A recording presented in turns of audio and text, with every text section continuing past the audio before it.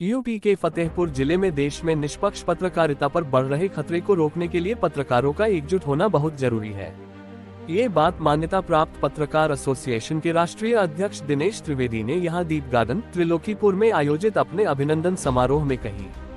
उन्होंने कहा कि पत्रकार उत्पीड़न की घटनाओं में वृद्धि हमारे बिखराव को दर्शाती है।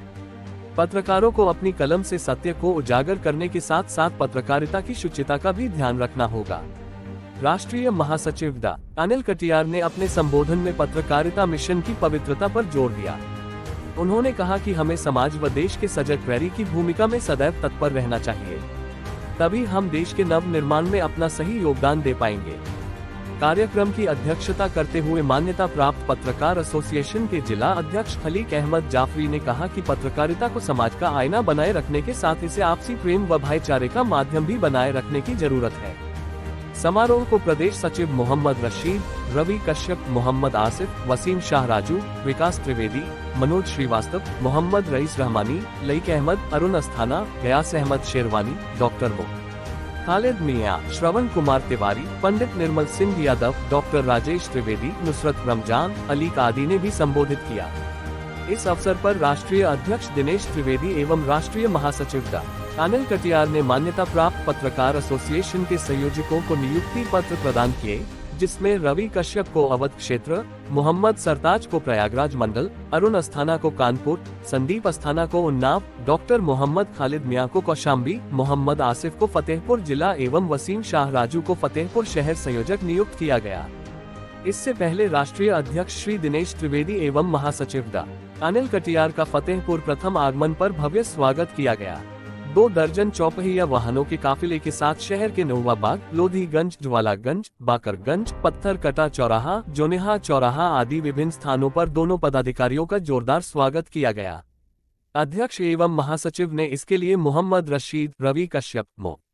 आसिफ, वसीम शाह राजू तथा जिला अध्यक्ष खलीक अहमद जाफरी का आभार व्यक्त किया। एकता की एक नई बात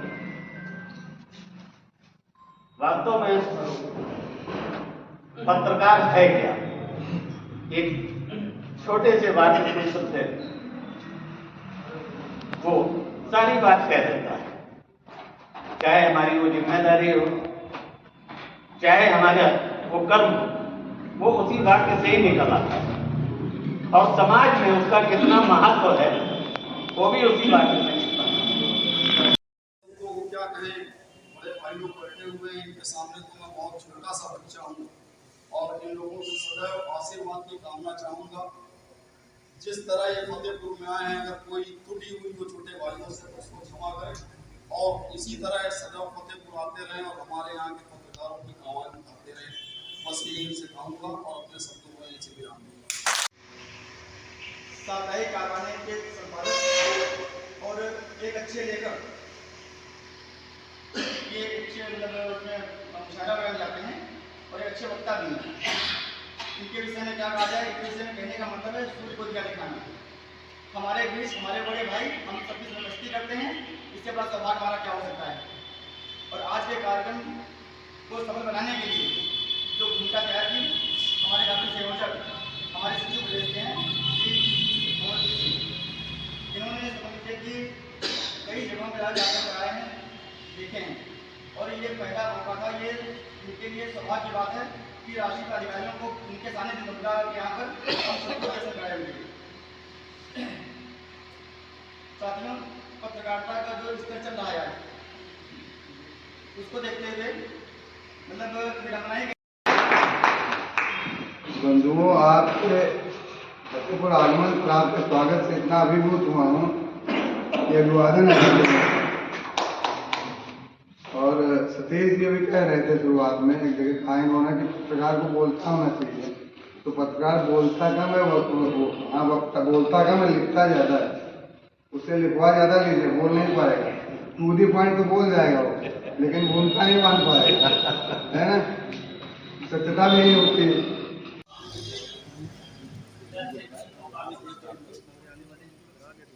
और मेरे जितने भी साथी हैं, छोटे बड़े जो बढ़ता है, आज चर्चा हो रही पत्रकारिता का स्तर गिरता जा रहा है।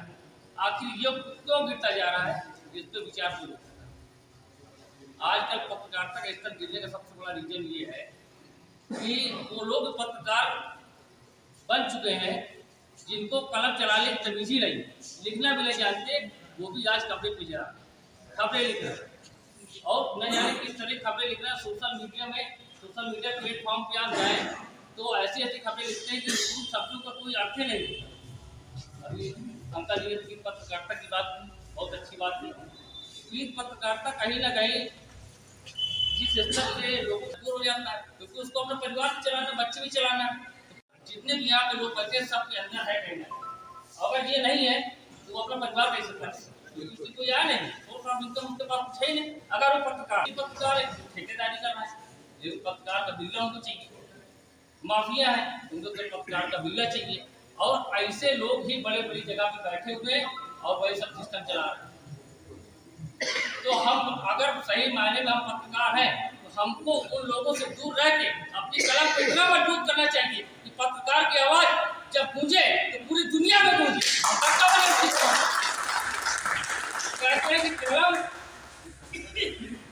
में वो ताकत है कि वो अच्छे अच्छों को हिला देती, लेकिन उसको चलाने वाला उतना काबिल होना चाहिए और उसके अंदर ये जज्बा होना चाहिए कि जब वो कोई शब्द लिखे तो उसकी हर खबर के एक शब्द में हर बात में चोट होनी चाहिए।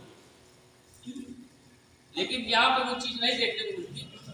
आप सोशल मीडिया प्लेटफॉर्म पे चले जाए, फर्जी खबर आएगी, न जाने कितने वीडियो आ जाएंगे। अभी एक दिन पहले मैं देख रहा था यूट्यूब पे एक वीडियो आया, उसमें दिखा दिया कि सीमा हैदर मर गई, उसमें मुकदमा भी हुआ बाद में।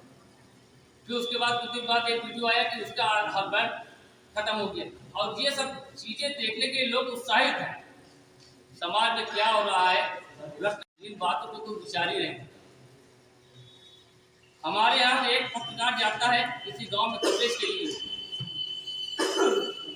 उसको घेर लिया जाता है और जब वो अपनी व्यथा बताने के लिए किसी वरिष्ठ पत्रकार के पास जाता है तो वहां पर उसको ये कहा जाता है कि तुम वहां पे गए क्यों थे। अब वो न जाए तो क्या करें।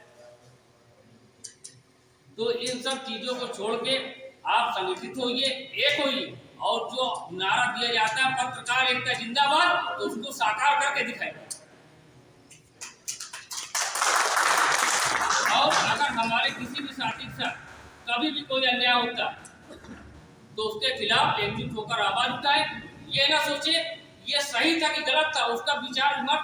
अगर आपके घर में कोई घटना घट जाए या मान लीजिए आपके भाई ने कोई घटना कर दी हो तो पहले आप अपने भाई को घर में डांटो, लेकिन समाज में उसी तरह उसके साथ खड़े रहो कि नहीं मेरा भाई सही, तभी हमारी विजय संभव। तो ये हमारा परिवार है, आप सब हमारे भाई हैं और मैं यही कहना चाहूंगा आपके सुख दुख में हमेशा विकास द्विवेदी आपके साथ ही रहेगा। जब आपको जरूरत पड़े विकास द्विवेदी को याद करना, उसी तरह मिलेगा।